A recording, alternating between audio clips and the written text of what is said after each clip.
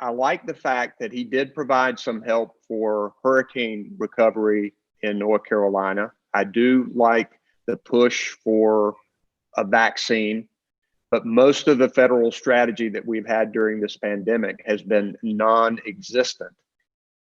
I've worked with him in hurricane recovery. I've tried to work with him during this pandemic.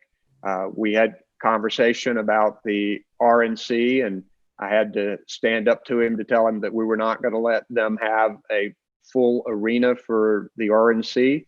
So I've stood up to him when he takes steps that I think hurt the people of North Carolina, and I'm not afraid to do that. I'm also not afraid to work with him when it's for the good of our state.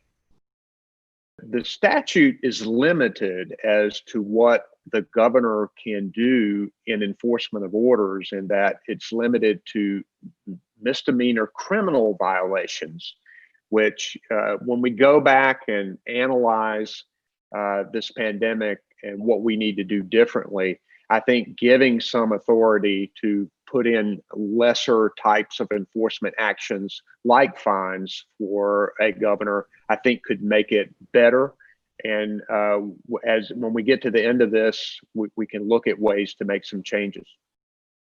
My opponent, Dan Forrest, is going around holding in-person receptions without a mask, without social distancing. And he's talking about saying that he's shaking as many hands as he possibly can. That's the kind of thing that we need to stop, and we need to depend on each other to make sure that these laws are enforced, putting pressure on each other, encouraging each other to make sure we can get through this at the other end.